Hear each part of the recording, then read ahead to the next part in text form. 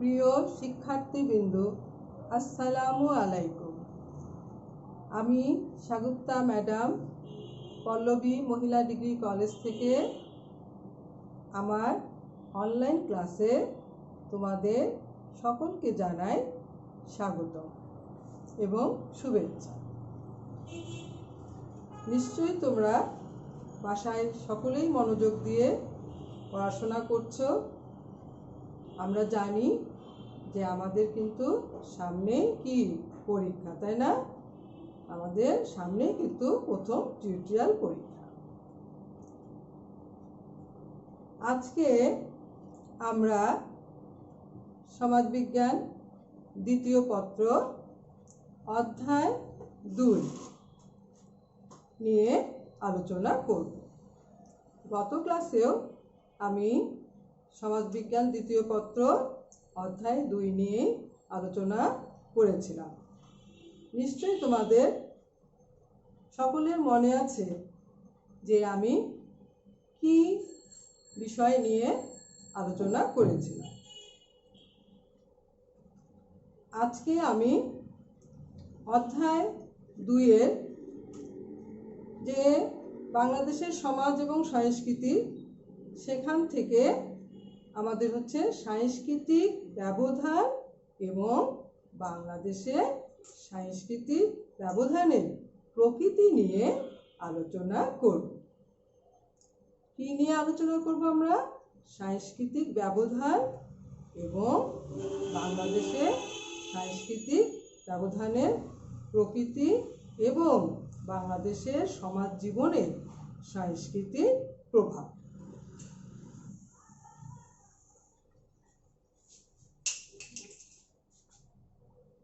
তাহলে আজকে আমাদের আলোচনার বিষয় হচ্ছে সাংস্কৃতিক ব্যবধান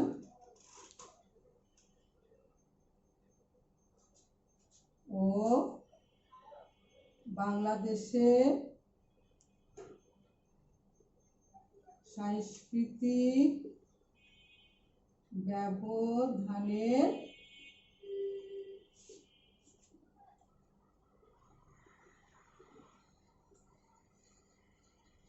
প্রকৃতি।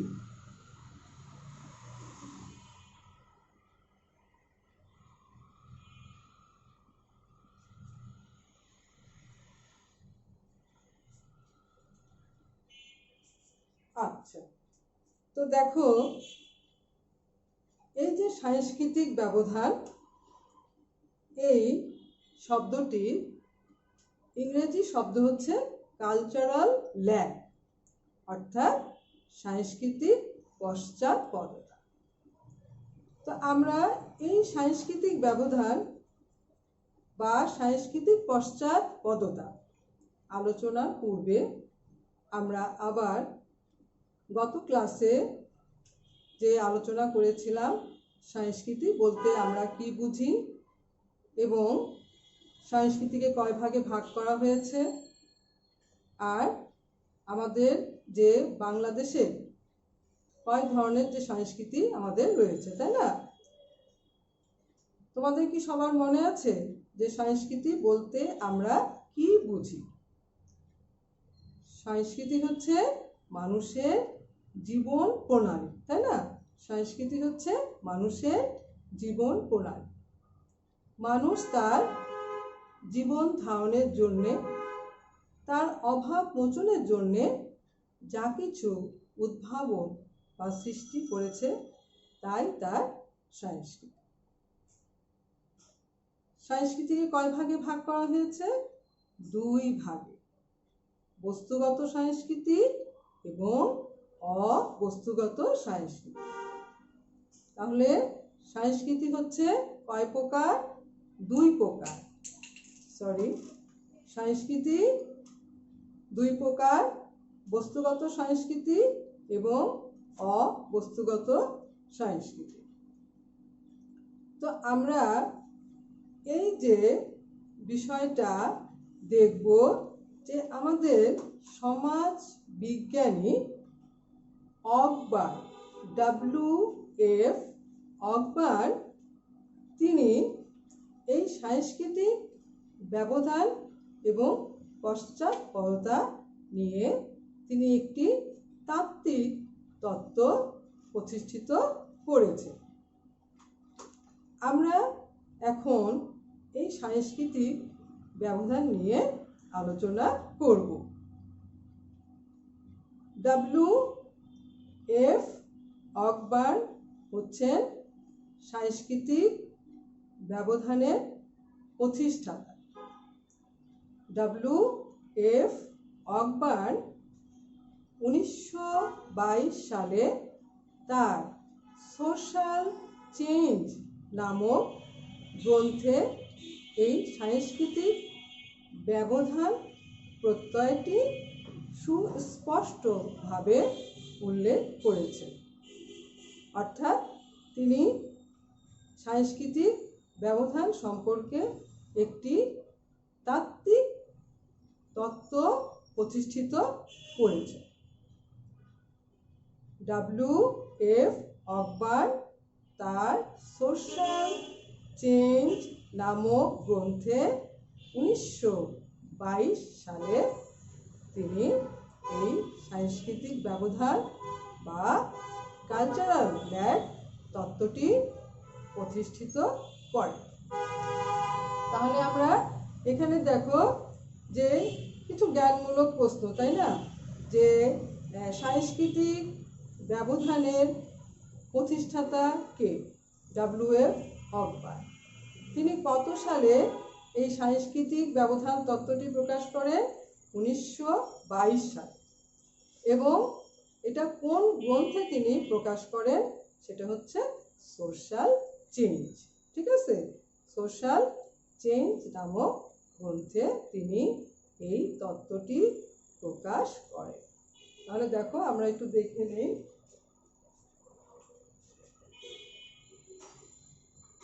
অকবার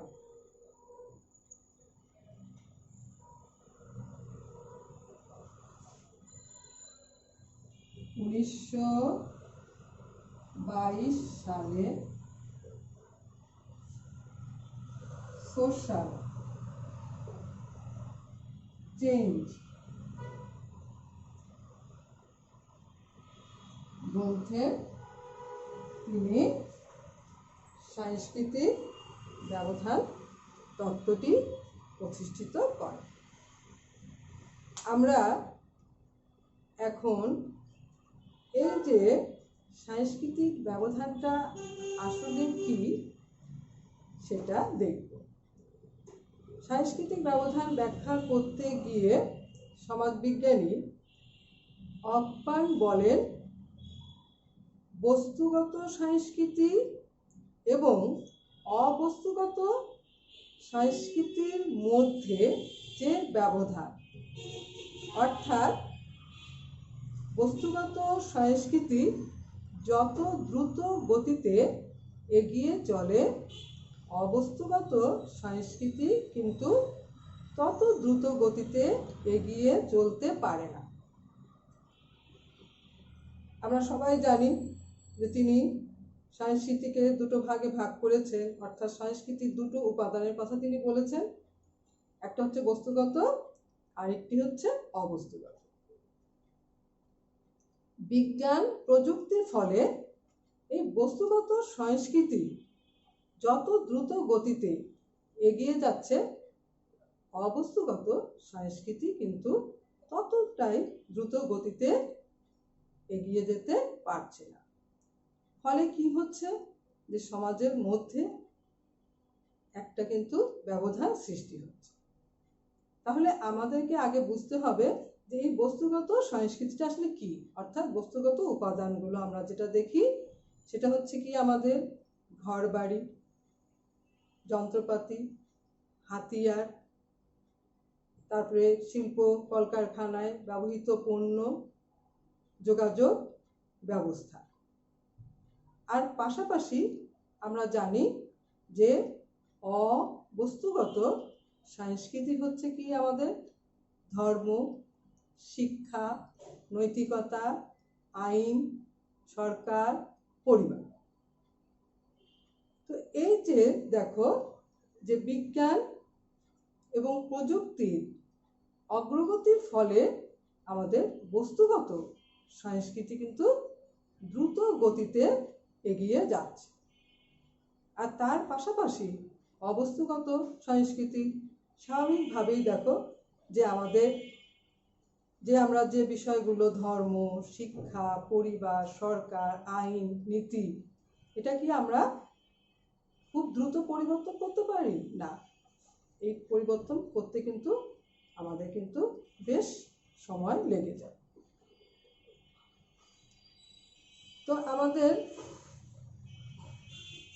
এই যে অকবার্ন তিনি যে তত্ত্বটি প্রতিষ্ঠা করেন তার আগে আরও অনেক সমাজবিজ্ঞানী, যেমন সমাজবিজ্ঞানী সামনার, মুলার লায়ার, ভিয়ারকাট, হারবার্ট স্পেন্সার প্রমুখ সমাজবিজ্ঞানীগণ তারাও কিন্তু এই সাংস্কৃতিক ব্যবধান সম্পর্কে ধারণা দেওয়ার চেষ্টা করেছে। কিন্তু আমাদের সমাজবিজ্ঞানী অকবার্নই সর্বপ্রথম যিনি এই তত্ত্বটিকে সার্বিকভাবে প্রতিষ্ঠিত করেছে। আর এই সূত্র ধরেই সমাজবিজ্ঞানী নিমকভ তার এ হ্যান্ডবুক অফ সোশিওলজি গ্রন্থে তার এই তত্ত্বটিকে আরও এগিয়ে নিয়ে যায়। তার মতে কোনো সমাজে যখন অসম গতিতে চলমান দুটি অংশের মধ্যে একটি চাপ সৃষ্টি হয় তখনই কিন্তু সৃষ্টি হয় সাংস্কৃতিক ব্যবধান।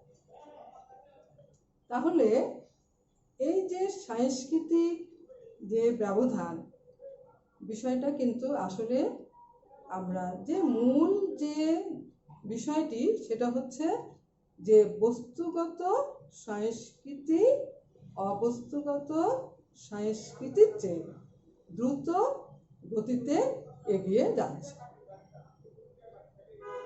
তো আমরা যদি এখানে উদাহরণস্বরূপ দেখি যে ধরো যে আমাদের কি বিজ্ঞানের সঙ্গে ধর্মের, পরিবারের সাথে শিক্ষা, শিল্পায়নের সঙ্গে শিক্ষা, নগরায়নের সঙ্গে গ্রাম, এই বিষয়গুলোকে কিন্তু কি করতে হয়, সামঞ্জস্য বিধান করে চলতে হয়।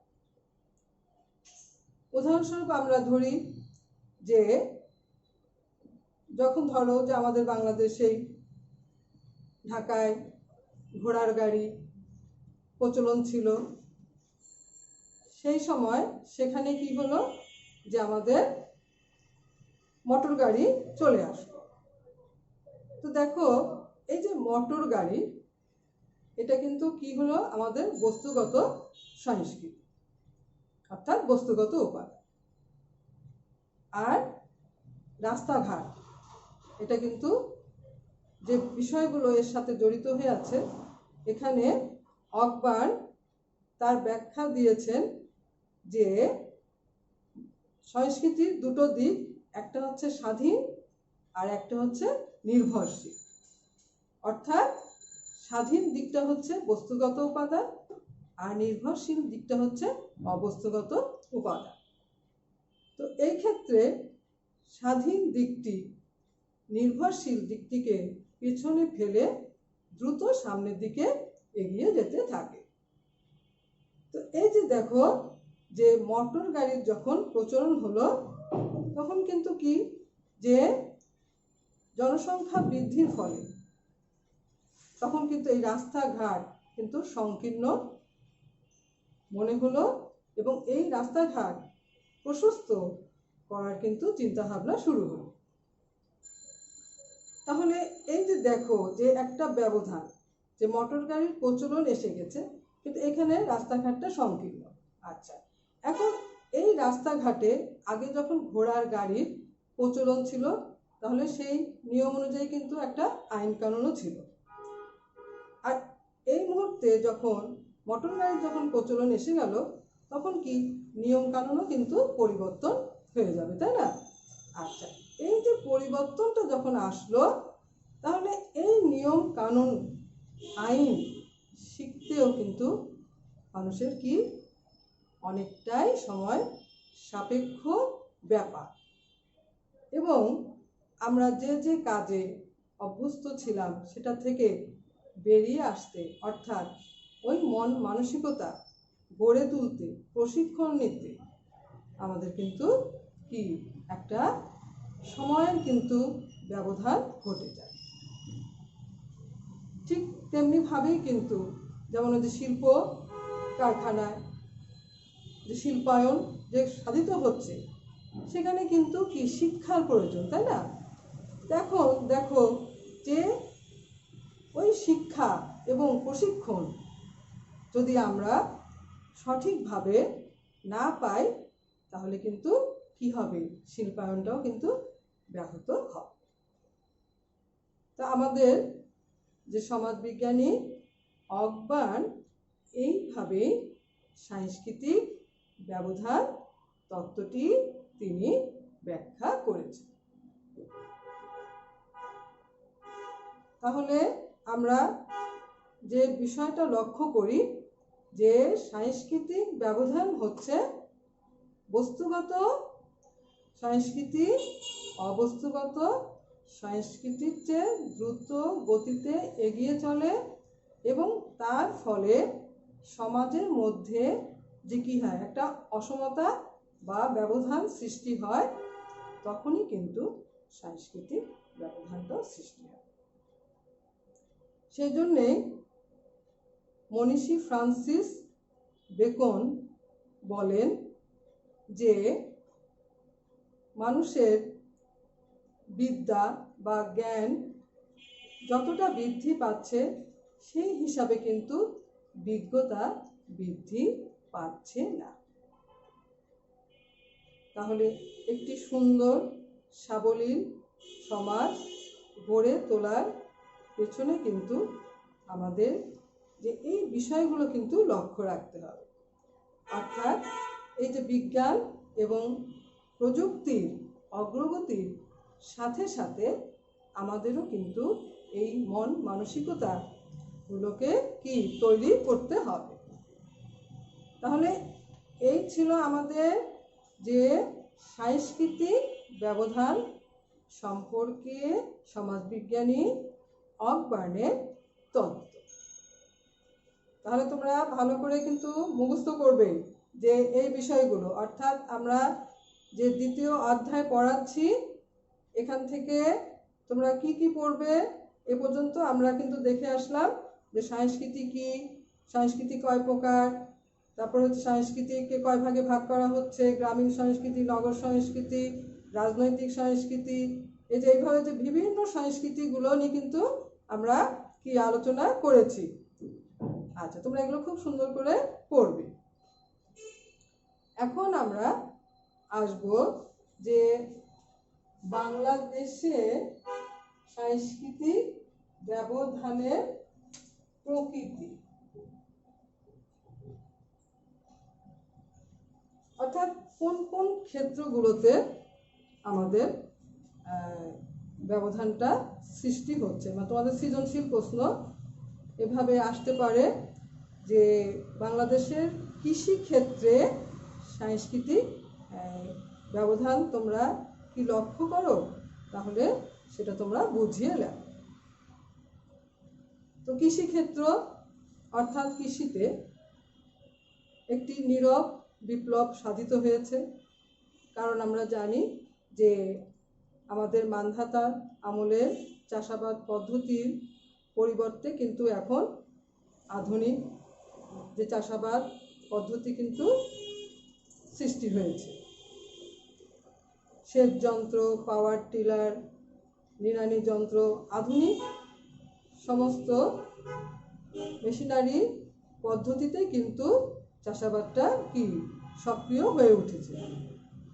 তো সেই ক্ষেত্রে যে আমাদের যে কৃষক ভাইরা আছেন, তারা কিন্তু এই যে দেখো, তারা কিন্তু আগের চাষাবাদে কিন্তু অভ্যস্ত ছিল, এখন এই যে আধুনিক প্রযুক্তিগত জ্ঞান কিন্তু তাদেরকে যদি না দেওয়া হয়, অর্থাৎ প্রশিক্ষণ যদি না দেওয়া হয়, তাহলে কিন্তু কি আমরা পিছিয়ে পড়ব। আর ঠিক সেই ক্ষেত্রে কিন্তু আমাদের ব্যবধানটা আমরা লক্ষ্য করি। এই পদ্ধতিগুলো আমরা হয়তো অনেক ক্ষেত্রে কি গ্রহণ করতে এখনো পারি নাই। তো এইভাবে কিন্তু আমরা যে কৃষি ক্ষেত্রে আমাদের কি ব্যবধানটা আমরা লক্ষ্য করে থাকি, সাংস্কৃতিক যে ব্যবধানটা।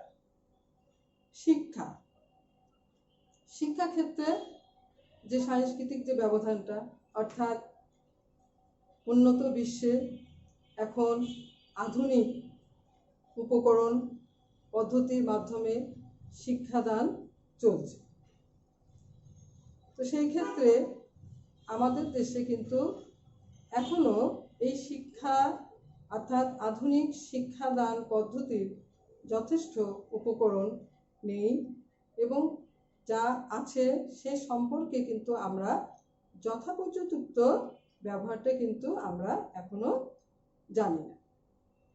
তো এই যে শিক্ষার ক্ষেত্রে যে আমাদের যে ডিজিটাল যে পদ্ধতিগুলো, আমাদের প্রশিক্ষণের কিন্তু প্রয়োজন আছে। অর্থাৎ সেই সম্পর্কে কিন্তু আমাদের কি একটা জ্ঞান লাভ করতে হবে, অর্থাৎ আমাদের কিন্তু এই বিষয়গুলো জানতে হবে। তো এই ক্ষেত্র দিয়েও কিন্তু আমরা দেখি যে আমাদের এই শিক্ষা ক্ষেত্রেও কিন্তু একটা সাংস্কৃতিক ব্যবধান লক্ষ্য করছে।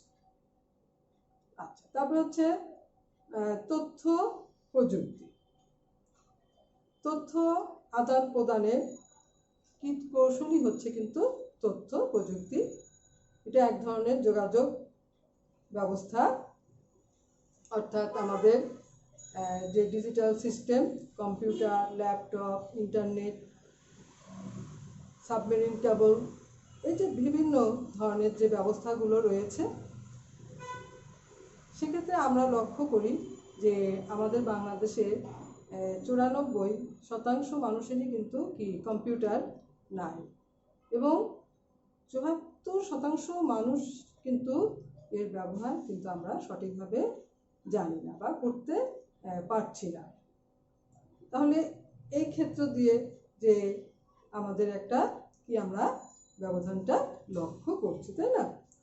তাহলে দেখো এই যে বাংলাদেশের যে সাংস্কৃতিক যে ব্যবধানের প্রকৃতিগুলো এখানে কিন্তু আসছে, যে কৃষি, তারপরে শিক্ষা, তারপর হচ্ছে আমাদের কি যে তথ্য প্রযুক্তি, তারপরে আমরা যে বলা হয়ে থাকে যে ভাষার ক্ষেত্র। হ্যাঁ,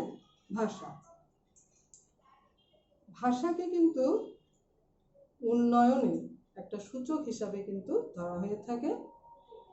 তো আমাদের বাংলা যে মহান আমাদের ভাষা, সেটাকে কিন্তু আন্তর্জাতিক ভাবেই কিন্তু স্বীকৃতি প্রদান করা হয়েছে। কিন্তু তারপরেও কিন্তু দেখো যে এই যে ভাষার যে চর্চা, হ্যাঁ, এটা কিন্তু আমাদের দেশে সেইভাবে কিন্তু নেই।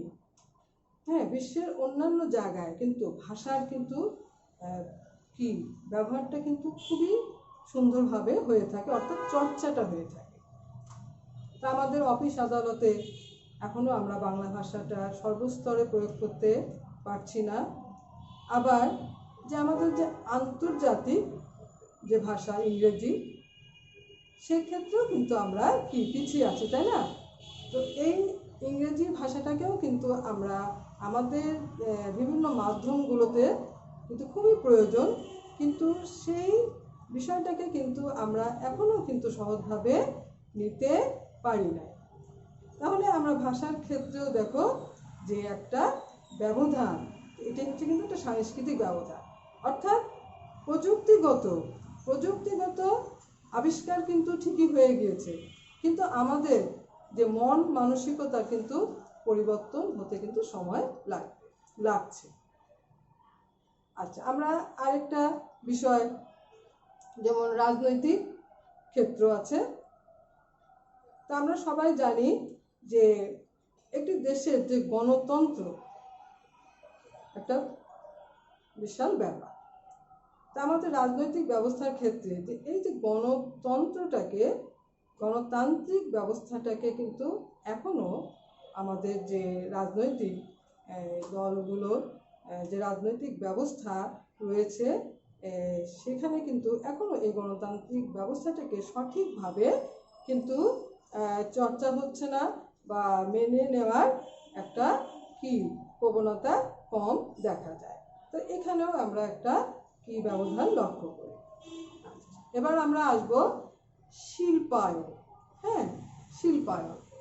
তো শিল্পায়ন আমরা কিন্তু অবশ্যই জানি যে কৃষি থেকে, অর্থাৎ কৃষিকে যখন যান্ত্রিকভাবে যন্ত্রের সাহায্যে তোমার কি করা হয়, শিল্পে রূপান্তরিত করা হয়, তখনই কিন্তু শিল্পায়ন। আর এই শিল্পায়নের সঙ্গে কিন্তু শিক্ষা কিন্তু জড়িত হয়ে আছে। তাহলে একজন শ্রমিক আর তাদেরকে কিন্তু দেখো এই যে আধুনিক প্রযুক্তি সম্পর্কে আমাদেরকে প্রশিক্ষণ দান কিন্তু করতে হবে। তো এই ক্ষেত্রেও কিন্তু প্রশিক্ষণের কিন্তু চরম অভাব রয়েছে। সেখানেও আমরা লক্ষ্য করি যে ব্যবধান লক্ষ্য বা শিল্পায়নের শিল্প কলকারখানাগুলোতে যে শ্রম আইন, সেখানেও কিন্তু আজও কিন্তু অতটা পরিবর্তন কিন্তু লক্ষ্য করা যায় না। তাহলে এই যে দেখো এই বিষয়গুলো এখানে কিন্তু একটা ব্যবধানের সৃষ্টি হচ্ছে। তারপরে আমরা আরেকটা বিষয় লক্ষ্য করি যে শিল্পায়নের পাশাপাশি নগরায়ন, অর্থাৎ শিল্পায়নের ফলেই কিন্তু নগরায়ন তৈরি হচ্ছে। আচ্ছা, আমরা যে লাস্ট যে পয়েন্টটা যে নগরায়নটা আলোচনা করছিলাম, যে আমাদের বাংলাদেশের 24% মানুষ কিন্তু নগরের বাসিন্দা। তো নগরের যে অবকাঠামোগত দিকের উন্নয়ন ঘটলেও আমাদের যে নগরের যে পরিবেশ রক্ষা বা ভারসাম্য রক্ষা, এই বিষয়গুলোতে কিন্তু এখনো আমাদের যে নগর মানসিকতাটা কিন্তু গড়ে ওঠে না। তো এই যে বিষয়গুলো, তাহলে আমরা দেখি যে নগরায়নের ক্ষেত্রেও কিন্তু আমরা একটা ব্যবধান কিন্তু লক্ষ্য করছি, তাই না? তাহলে দেখা যায় যে একটা সুস্থ সাবলীল সমাজ গড়ে তোলার পেছনে যে আমাদের এই বস্তুগত সংস্কৃতি, অর্থাৎ প্রযুক্তিগত যে জ্ঞান, দক্ষতা, আবিষ্কার, এই যে বৃদ্ধি, তাই না, প্রযুক্তিগত আবিষ্কার যেটা হচ্ছে, তার সাথে সাথে কিন্তু আমাদেরকেও আমাদের মন মানসিকতার পরিবর্তন, তার পাশাপাশি আমাদের প্রশিক্ষণ, আমাদের যে নীতি, যে আইন, সেই বিষয়গুলো কিন্তু আমাদেরকে করতে হবে, তার সাথে সাথে কিন্তু একটা যে সামঞ্জস্য বিধান করে আমাদেরকে এগিয়ে চলতে হবে। তাহলে হবে যে আমরা আমাদের যে সমাজের মধ্যে যে সাংস্কৃতিক যে ব্যবধানে যে লক্ষ্য করছি, তাই না, অর্থাৎ বস্তুগত হচ্ছে সংস্কৃতি, অবস্তুগত হচ্ছে দ্রুত গতিতে এগিয়ে যাচ্ছে, তো সেই বিষয়টা কিন্তু হবে না। আচ্ছা, তাহলে আমরা এখন বাংলাদেশের সমাজ জীবনে যে সাংস্কৃতিক প্রভাব নিয়ে আলোচনা করব। বাংলাদেশের সমাজ জীবনে সাংস্কৃতিক প্রভাব। তো সাংস্কৃতিক প্রভাব তোমরা সবাই জানো, আমরা সবাই জানি যে সংস্কৃতি কিন্তু মানুষের জীবন প্রণালী, তাই না? অর্থাৎ এটা আমাদের জীবনের সাথে ওতপ্রোতভাবে কিন্তু জড়িত হয়ে আছে। তাহলে আমরা যে প্রথম যে পয়েন্টটা লক্ষ্য করি যে সামাজিক সম্পর্ক বা পারিবারিক জীবনে সংস্কৃতির প্রভাব। আচ্ছা, তো এখন সামাজিক সম্পর্ক বা পারিবারিক জীবনে, তো পারিবারিক জীবনে কিন্তু আমরা আমাদের যে সংস্কৃতির যে উপাদানের প্রভাবটা লক্ষ্য করি, অর্থাৎ আমাদের গ্রাম সমাজ, সেখানে কিন্তু আমাদের জীবনটা কিন্তু খুবই সহজ সরল, এবং আজও কিন্তু গ্রাম জীবনে আমাদের যৌথ পরিবারটি কিন্তু লক্ষণীয়। তবে আমাদের কিছু ক্ষেত্রে যেমন পরিবর্তন এখন হয়েছে শিল্পায়নের ফলে, নগরায়নের ফলে, মানুষ একক পরিবার এবং অনুপরিবারটা সৃষ্টি করছে। তো এই যে একটা সামাজিক সম্পর্কে ব্যাখ্যা করতে গিয়ে কার্ল মার্কস তার যে কলকারখানায় যে শ্রমিক মালিকের মধ্যে একটি যে সামাজিক সম্পর্ক, অর্থাৎ তিনি কিন্তু এই উৎপাদন কৌশলটাকে কিন্তু সামাজিক সম্পর্ক বলে আখ্যায়িত করেছেন। তাহলে সেই ক্ষেত্রে আমরা দেখি যে সামাজিক সম্পর্কের ক্ষেত্রে কিন্তু সাংস্কৃতিক উপাদানের প্রভাবটা গুরুত্বপূর্ণ। আচ্ছা, আমাদের হচ্ছে আরেকটা যে পয়েন্ট আছে যে অভ্যাস ও রুচিবোধ। অভ্যাস অর্থাৎ আমরা যে বিষয়টা কি লক্ষ্য করি যে সংস্কৃতি আমরা সামাজিকভাবে উত্তরাধিকার সূত্রে কিন্তু লাভ করে থাকি, তাই না? সংস্কৃতি সামাজিকভাবে উত্তরাধিকার সূত্রে আমরা লাভ করে থাকি, অর্থাৎ আমাদের যে চলা ফেরা, খাওয়া দাওয়া, যে আচার, যে ব্যবহার, তা আমরা কি লক্ষ্য করি যে গ্রাম সমাজে আমাদের সহজ সরল জীবন, মানে খাওয়া দাওয়া কিন্তু এক ধরনের, আবার আমাদের কি নগর জীবনে কিন্তু আরেক ধরনের খাওয়া দাওয়া। তা আসলে এই যে একটা অভ্যাস এবং রুচি বোধ, এটা কিন্তু সংস্কৃতির ফলেই কিন্তু সৃষ্টি হয়েছে। তারপরে আমরা আরো কি লক্ষ্য করি যে অর্থনৈতিক ব্যবস্থা। তো অর্থনৈতিক ব্যবস্থা যখন এক সময় আমাদের কৃষিতে স্থিতিশীলতা আসে, অর্থাৎ কৃষি বিপ্লবের ফলে আমাদের কৃষিতে একটা স্থিতিশীলতা আসে, এবং সেই অবস্থা থেকে যখন আবার আমরা লক্ষ্য করি যে আমাদের যে শিল্পায়নটা সংগঠিত হয়েছে, সেক্ষেত্রে কিন্তু মানুষ আবার সেদিকে কিন্তু ধাবমান হয়। তাহলে এই যে দেখা যাচ্ছে যে এই যে একটা পরিবর্তন কৃষি থেকে যে শিল্পায়নে প্রত্যাবর্তন, তো সেখানেও কিন্তু একটা সাংস্কৃতিক উপাদানই কিন্তু সক্রিয়ভাবে কিন্তু কাজ করছে। তারপরে আমরা যে বিষয়টা লক্ষ্য করি যে আমাদের পেশাগত বৈচিত্র্য। আমরা উত্তরাধিকার সূত্রে অনেক ক্ষেত্রে দেখো আমরা লক্ষ্য করি যে পেশাগতভাবে যেমন জেলে, তাঁতি, কামার, কুমোর, তাই না, এই যে সম্প্রদায়গুলো রয়েছে, তারা কিন্তু পেশাগতভাবে অর্থাৎ সাংস্কৃতিক দিক থেকে কিন্তু তারা এই পেশাগুলো গ্রহণ করে থাকে। আবার আমরা এই সাংস্কৃতিক উপাদানের ফলে কিন্তু সমাজে আরও বিভিন্ন ধরনের কিন্তু পেশার কিন্তু সৃষ্টি হচ্ছে। এজন্য আমরা লক্ষ্য করি যে বিভিন্ন যে পেশার বৈচিত্র্যটা সৃষ্টি হচ্ছে, সেক্ষেত্রেও কিন্তু সাংস্কৃতিক উপাদানই কাজ করছে।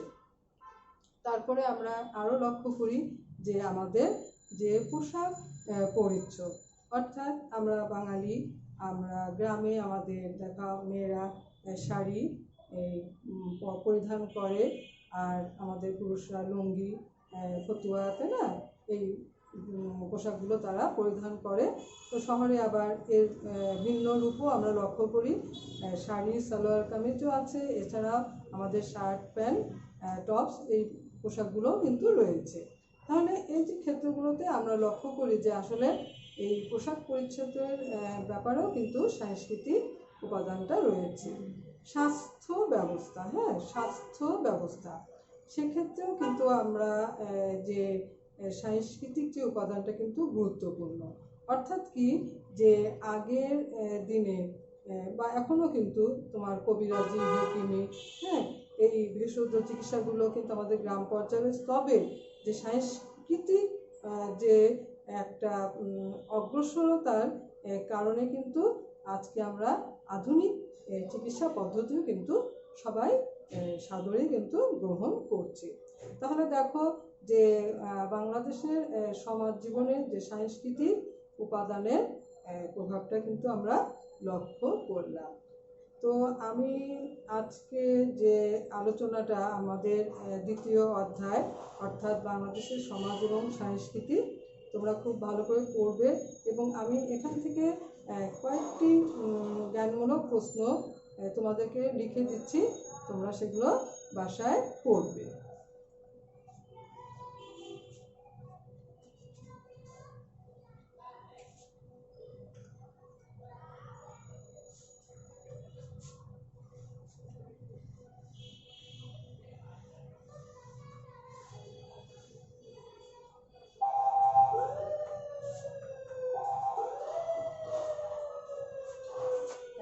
হচ্ছে কালচার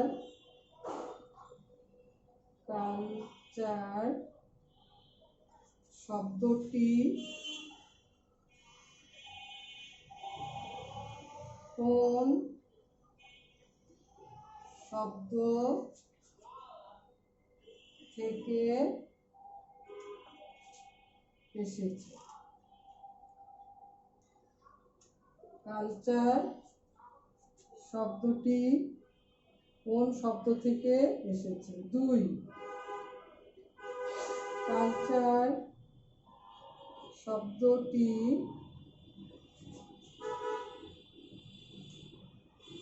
সর্বপ্রথম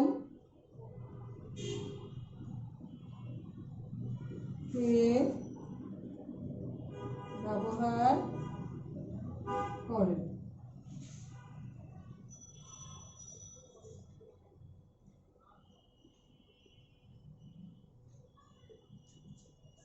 3, সংস্কৃতি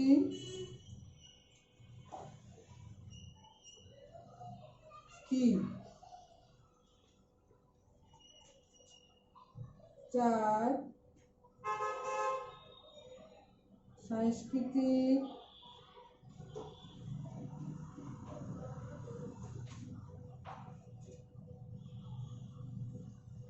ব্যবধান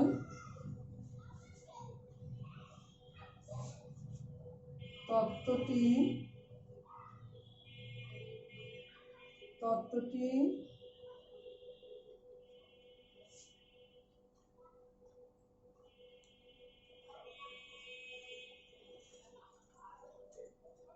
কার?